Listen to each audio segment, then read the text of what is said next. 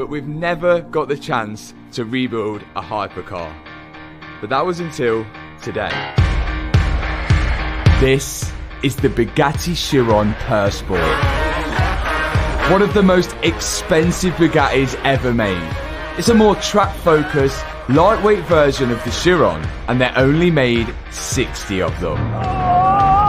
This is a pure sport grid. Owning one of these cars must be insane, but crashing one would be a seriously bad day.